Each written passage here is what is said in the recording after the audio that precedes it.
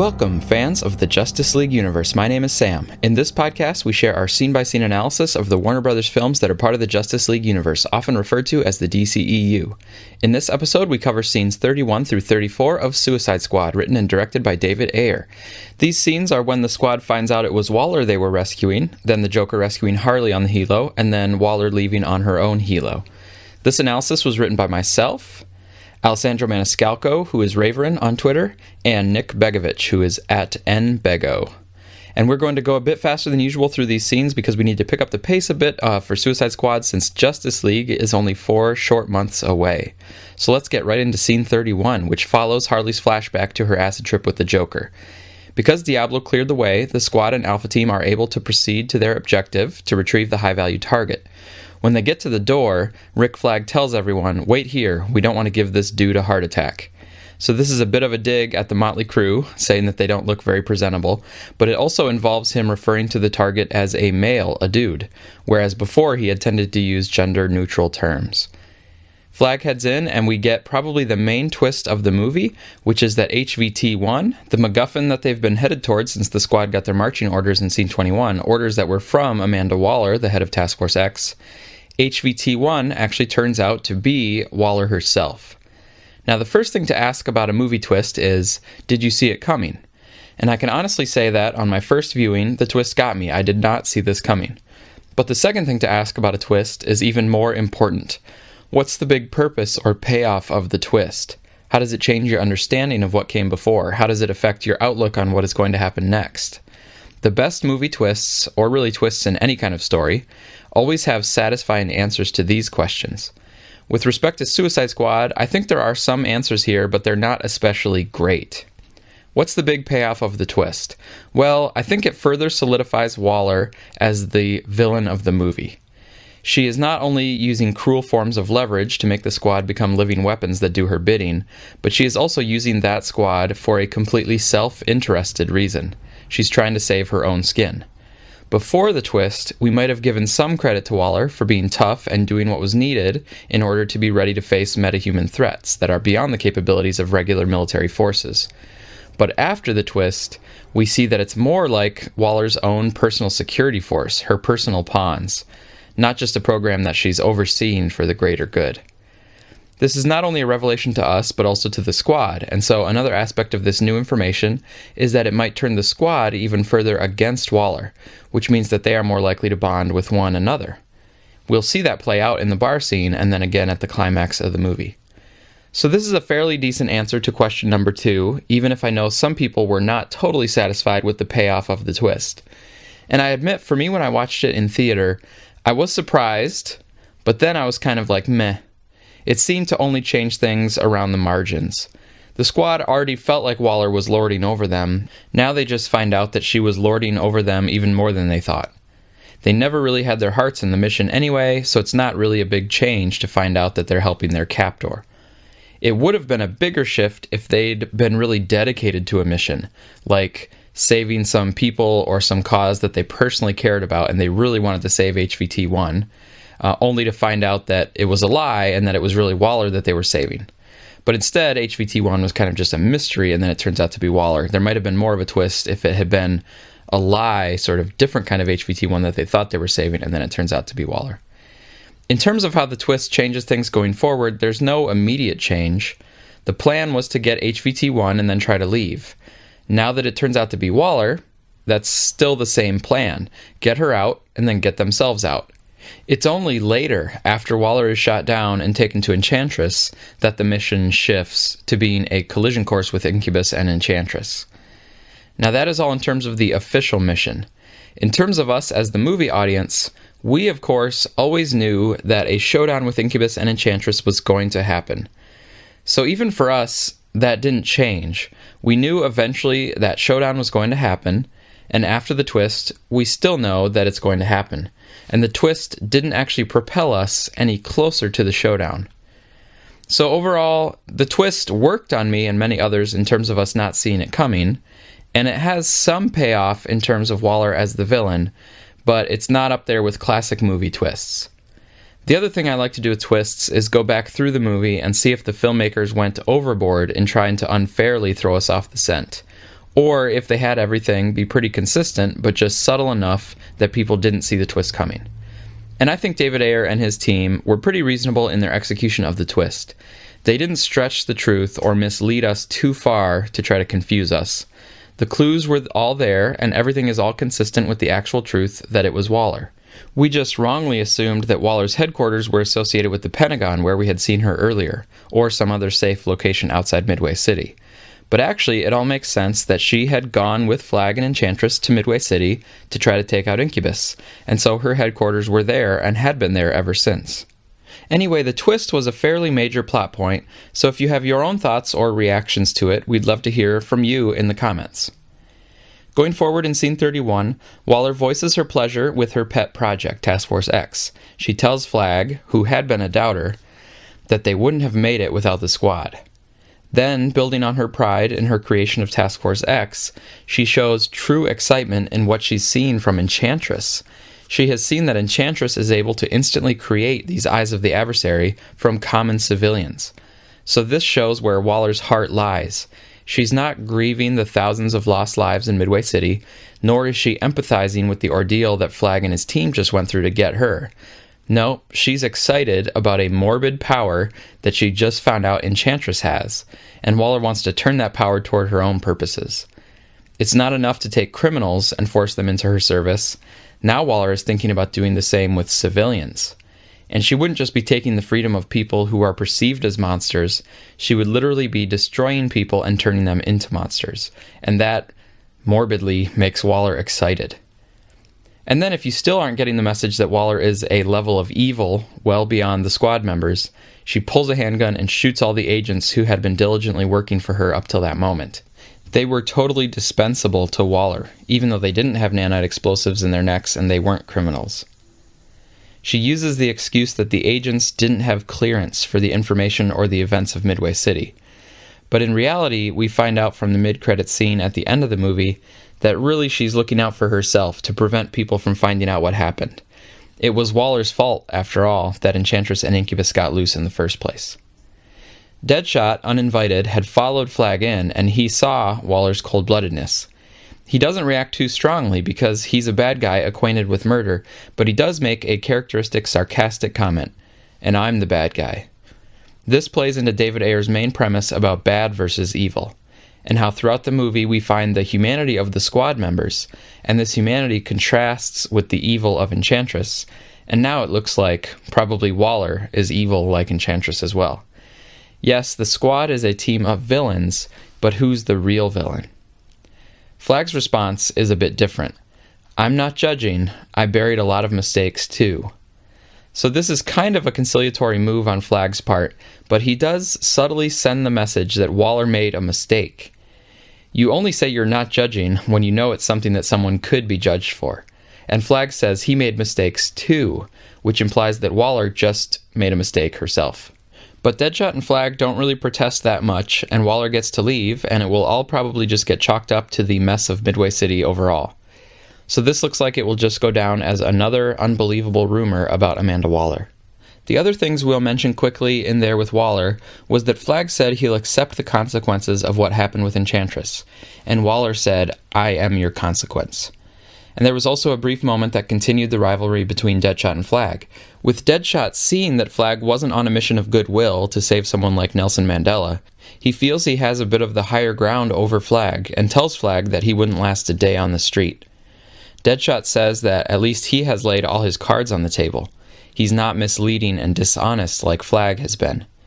This is why it will be meaningful when Flag finally joins them and opens up with the truth in the bar scene. That is the moment that Flag levels with everyone and they truly become a team. So continuing on in the scene, Waller comes out to face the rest of the squad and they all react with surprise, not having suspected that it was going to be her. So this is kind of like a double beat in the movie because we just had the surprise of it being Waller, and now we see more reaction shots of the surprise of it being Waller. This repetition, rather than building things up to one single moment of payoff, the repetition is kind of like the critique that we gave earlier about the multiple introductions to characters. These flaws in filmmaking, if you see them that way, of course it's just a matter of opinion, but the repetition could have been avoided if there was a more consistent dedication to one point of view. Then you would be sure to only have one revelatory moment for the twist, the moment when your POV character finds out. That's where it would all pay off, and it would be the only moment that the audience reacts to it, because we would be right there with the point of view character, maybe Deadshot in this case. We talked a lot about this point of view issue at the end of our episode on scenes 22 and 23, so we'll move on. Alright, so Boomerang actually proposes killing Waller and Flag right there and trying to get away. His idea for escaping didn't work out very well for Slipknot, so no one is eager to take him up on the idea now. And Waller pulls out her killer app to show that she still has them under her thumb. In response to this show of toughness, Killer Croc says he likes her. After everything we just saw and talked about with Waller, this kind of shows some bad taste on the part of Croc. Alright, scene 32 opens with a wide shot of a helo arriving with the burning buildings visible in the background, the same buildings that were in the background in the last scene. So we can tell that it's arriving at the Ostrander building, and Flag had told his men to clear the roof for the helo's arrival, so this is exactly what we would expect to see. One of the SEALs, GQ, played by Scott Eastwood, is trying to communicate with the helo and not having any luck. He refers to the helo as Savior 10. The team starts to look at each other, getting the sense that something is wrong. Harley has a different sort of look, like she's figuring out what is probably going on. And then Flag figures it out too. Our bird's been jacked. And he tells his men to open fire on the helo. The helo has been slowly rotating around, and right when Flag yells it out, it swings around enough that Johnny Frost opens fire with a mounted gun. And then we see the Joker shooting wildly with an automatic rifle, and he laughs while he's doing it. The Joker has also brought the nanite technician from Van Criss Labs. And this is a good moment to stop and acknowledge how formidable this Joker really is. He broke out of Arkham, he eluded the Batman, he broke into Van Criss, and now he hijacked a helicopter from Navy SEALs in the middle of an active combat zone. Those are some impressive accomplishments, and it shows why he has probably been able to give Batman so much trouble over the years. We know he killed the Robin, and yes, Batman did catch him and lock him up, presumably for that crime, but Joker is clearly a top-level villain threat, even though he's just a side character in this particular movie. Hopefully we get to see some more of him in a future DCEU movie, such as The Batman, which looks like it's getting rewritten, possibly away from Deathstroke as the main villain, maybe. But the Joker could also show up in Gotham City Sirens, if Leto and Ayer want to work together again, or maybe Batgirl, Nightwing, or Suicide Squad 2. So the Joker and Frost are shooting like crazy, and everyone ducks for cover. Deadshot and Harley end up right next to each other, which is good because Deadshot is the one who has already noticed that Harley had something going on covertly with the Joker. I don't really like the line from Harley about the hickey, but I do like the Joker telling the Van Criss professor to pick up the pace. Maybe it's because I'm a professor, or maybe it's the alliteration of Professor Pick Up the Pace, but I like this line and Leto's delivery, and I think it could be added to his list of quotable quotes from this movie. They successfully deactivate Harley's nanite bomb, and the Joker texts her, now. So she knows she's clear to make a break for it. Deadshot tells her no, but she gets up and strides forward. She knows that Joker's side won't shoot her, and she also knows that her nanite's been deactivated, so she goes forward to finally be reunited with the Joker. He says, "Come on, baby," and drops a rope for her. The music swells, and her gymnastics skills pay off yet again as she jumps and grabs onto the rope and links her leg, and then does some gymnast poses. Waller is infuriated by someone escaping from her clutches, something going out of her control, and she orders Deadshot to shoot Harley down. Deadshot says she hasn't done anything to him, but Waller uses her leverage. She says she'll grant Deadshot freedom and reunite him with his daughter. So Deadshot says she's dead and goes to the edge of the building to line up his shot. We can see from the others, especially Boomerang, that they don't actually want Deadshot to kill her. This is an important shift because at the beginning, they probably wouldn't have cared much one way or another. Through Deadshot's scope, we see Harley on the rope. He has his sights set right on her and then he fires. When the shot rings out, we are actually looking at Deadshot from the side. Then, a moment afterward, we see Harley spin and fall down a bit on the rope, and her body goes limp, but she's still hanging on. Then, after a beat where we see the concerned squad members, Harley pops back up and kicks her heels in the air, smiling back at the team as she makes her getaway. I really like this moment, and I think they executed it effectively. They filmed it from the perspective of Deadshot's scope, and I like how much personality Margot Robbie was able to deliver, even just in the single moment of her popping back up. You can even hear her laugh in the distance. Deadshot turns back to Waller, and with a half-smile says, "I missed." As he walks past, Boomerang mutters under his breath, "Good one, mate." Deadshot missing, of course, connects back to his cheerleading tryouts where he made it very clear that he doesn't miss. And having the reputation of not missing is a big part of the character in the comics, too. So the implication, of course, is that he threw the shot on purpose. He made the choice that Harley's life, even though she's kind of psychotic and has done bad things, is still more important than his freedom or a reunion with his daughter. Now, our contributor Nick has thought quite a bit about Deadshot's shooting ability. He thinks that maybe Deadshot is just too good to be a normal human. Maybe he has some special powers. Nick is not the first person to think about this possibility. The doc on Man of Steel Answers brought up the fact that Deadshot's accuracy is so good it's basically a metahuman power. But the film never gives any explicit indication that Floyd is a metahuman. But going into speculation just for fun, maybe he has a sort of telekinesis where he can manipulate bullets' trajectories during flight and hone them in on a very specific spot. This could be how he gets a shot grouping only one bullet wide with an automatic rifle, which would normally be impossible. In this case, maybe all of his extremely advanced and expensive gear is a smokescreen because he doesn't want people to know his secret. And while we're on the topic of speculations about powers, Nick also thinks that maybe Captain Boomerang has a similar gift, but is less diligent about hiding it. Boomerangs in real life don't actually act like his do. But back to scene 32 specifically, Nick suggests that Deadshot does fire directly at Harley, but uses his powers to push the bullet away from her as it flies, allowing him to make a few points. 1, I am your single best gun, so I'm not afraid to disobey you because I know you'll still need me. 2, I don't believe you when you say you're going to reunite me with my daughter. And 3, I will not kill my friends for you. Harley and Deadshot have become friends over several conversations and also fighting alongside one another and consulting with each other on decisions about the squad. Harley even explicitly called Deadshot her friend when he mentioned that her friend the Joker would help remove their nanites. They have even had a brief conversation about the love in their lives, so Deadshot is honoring that friendship and giving her the chance to get away. Harley, on the other hand, didn't actually try to help her friends. She said earlier, "You're my friend too," but she didn't try to take them with her. And some of it was out of her hands because it was the Joker who was in charge of deactivating the nanites, and he had no way of knowing that Harley would want him to deactivate the others too. So Harley has now set out apart from the squad, temporarily at least. But the remaining squad members show that they've started to form a bit of a bond. That bond will become even clearer in the bar scene in a few minutes, and already their bond here contrasts sharply with Waller. Waller was trying to use her main tool, leverage, but it doesn't work because the squad doesn't trust her and she has no personal connection to them. This moment of them being sad about Harley and the bonding, it also connects with David Ayer's main premise about bad versus evil. Deadshot is bad, he's killed many people before, but he's not evil. He won't kill Harley now just for his own benefit. Waller is the one who's evil. This moment also connects strongly to the theme that friendship is more powerful than leverage. Deadshot and the squad, having formed a friendship with Harley, wins the day over Waller's desperate use of leverage.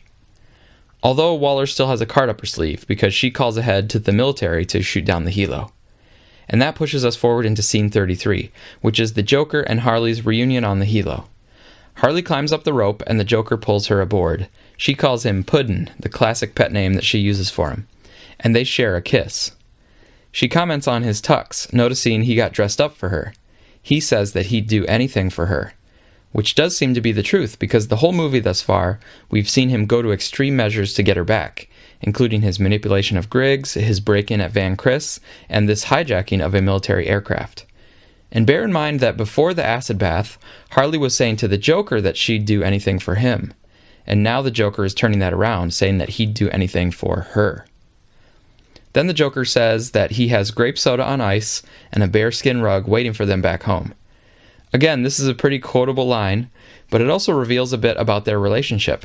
First of all, it's likely that these are things that Harley enjoys, and so it shows some thoughtfulness on the Joker's part that he has things ready, just how she would like. Second, it also shows that the two kind of get off on the violence and mayhem. Most people would ask about the ordeal that each one has been through getting to this point, and with all the hecticness, they would just want to get somewhere safe and then decompress or rest. But not these two. They are basically ready to go, if you know what I mean. And a third thing about this line is that the reference to the grape soda is probably a connection to the Mad Love comic, where Harley was shown drinking grape soda as she waited for Batman to wake up. But their moment together doesn't last long, as Waller's orders are carried out and the helo is hit with a missile. Joker says the bird is baked, and then he looks down to an approaching roof. "Okay, honey, it's me and you." Now, I've talked a lot about Joker's lines that I loved, but this was the one line delivery from Leto that I didn't like. The "okay, honey" just sounded wrong, like an Elvis impersonation or something. Anyway, they don't actually get to jump out together, because another blast rocks the helo and Harley falls out by herself. The Joker cries out in agony at losing her again, and then Harley has a great stunt here where she rolls on the roof and then turns the roll right into a running stride toward the edge of the roof as she looks out at the helo.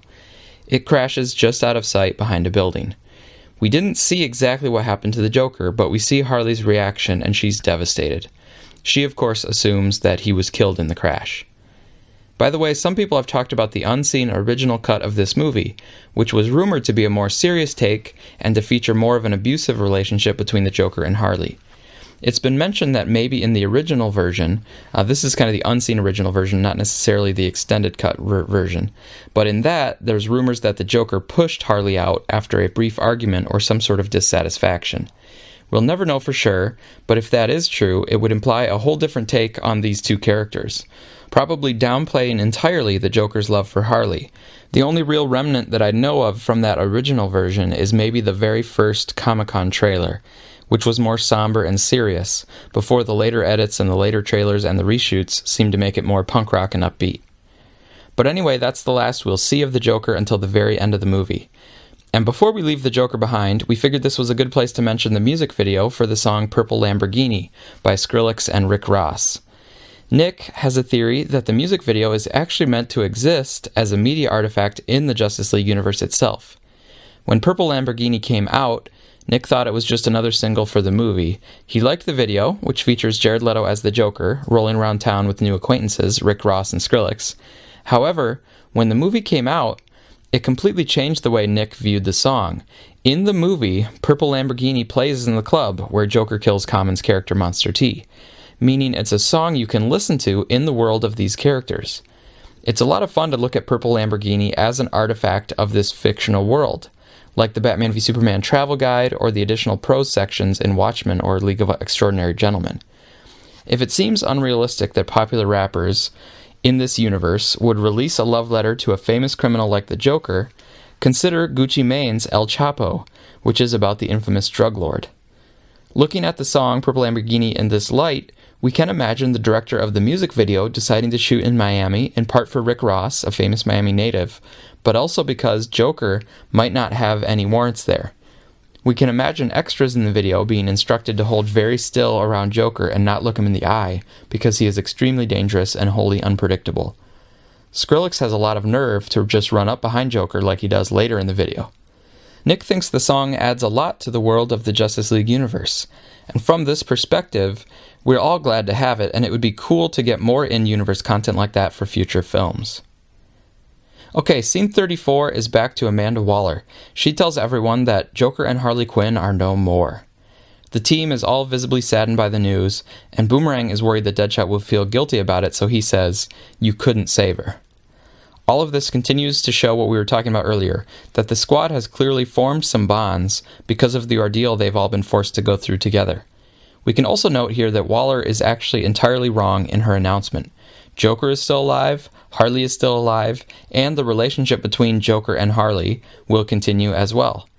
So apparently the voice of God can be quite mistaken.